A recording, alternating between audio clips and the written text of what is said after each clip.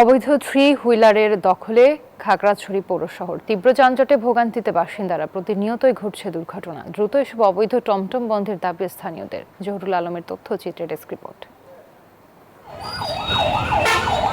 শহর জুড়ে ৩ চাকার বাহনের ছড়াছড়ি, যত্রতত্র থ্রি হুইলারের পার্কিং, ওভারটেকিং সব মিলিয়ে যেন শহরবাসীর গলার কাটা হয়ে দাঁড়িয়েছে এই বাহন।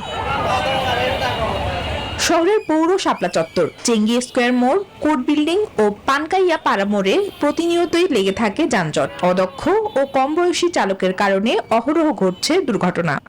অনেক গাড়ির জন্য, যেমন টমটম, এই টমটমের জন্য আমাদের রাস্তা পার হতে অনেক ভয় লাগে। এখানে অনভিজ্ঞ অটো অনেক বেশি যারা চালায় তারা খুবই অনভিজ্ঞ, এই কারণে অনেক অ্যাক্সিডেন্ট হয়।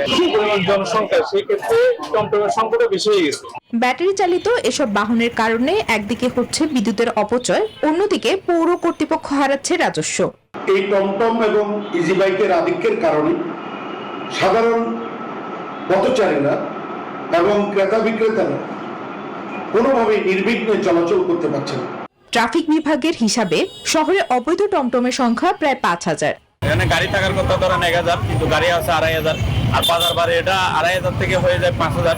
থ্রি হুইলারের মালিকদের সঙ্গে আলোচনা করে সমাধানের আশ্বাস পৌর কর্তৃপক্ষের। আমরা যেটা চেষ্টা করবো সেটা হচ্ছে আমাদের পৌরসভা সহ আমাদের যে খাগড়াছড়ির যে ট্রাফিক পুলিশ যারা আছেন তাদের নেতৃত্বে আমরা এই অবৈধ টমটমগুলো যেন আমাদের শহর থেকে তুলে দেওয়া বা আমাদের শহর যেন অহিত না করতে পারে, সেজন্য আমরা পৌরসভা কর্তৃপক্ষ কাজ করবো। পৌর কর্তৃপক্ষের হিসাবে শহরে প্রায় ১,৮০০ টমটম রয়েছে। Desk report, news 24।